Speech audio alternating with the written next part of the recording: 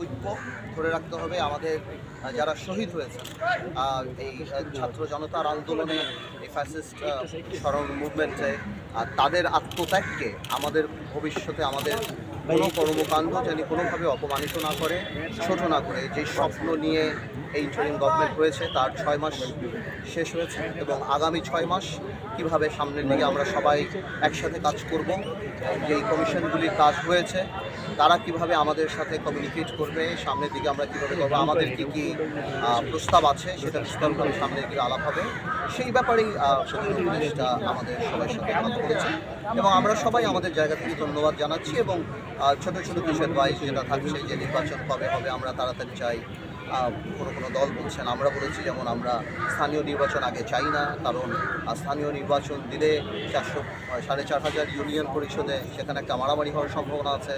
একটা জানেন আপনারা ইউনিয়ন পরিষদের নির্বাচন অনেক বেশি রক্তক্ষয়ী সংঘর্ষ সেসব জায়গাতে হয় এবং গ্রাউন্ড রিয়ালিটি আলাদা। আওয়ামী লীগকে গ্রাউন্ড রিয়ালিটি তো অনেকেই মানে না, মেনে নিবে না। তো এই সন্ত্রাস যাতে কোনোভাবেও না হয় এবং স্থিতিশীল জানি থাকে এবং কোনো ধরনের কোনো সংস্কারই জানি জাতীয় নির্বাচনকে বিলম্বিত না করে। আমাদের তরফ থেকে বলেছি, অনেকে বলেছে, অনেক রাজনৈতিক দল আবার চেয়েছে যে স্থানীয় নির্বাচনটা আগে হলে ভালো হবে। তো এভাবেই করে আলাপ চলছে। ঠিক আছে,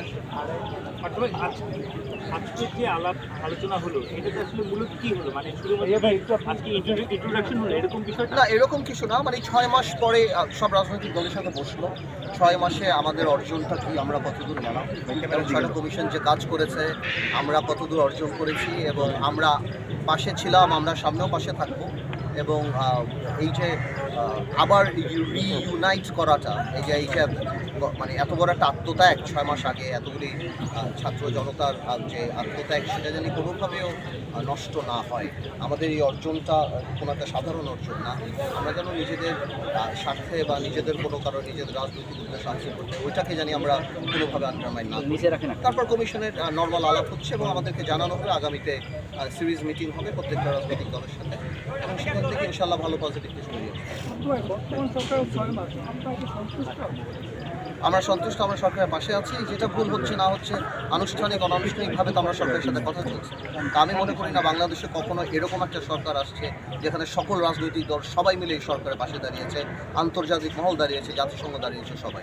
তো আমি মনে করি এটা জনগণের সরকার। ধন্যবাদ। থ্যাংক ইউ ভাই।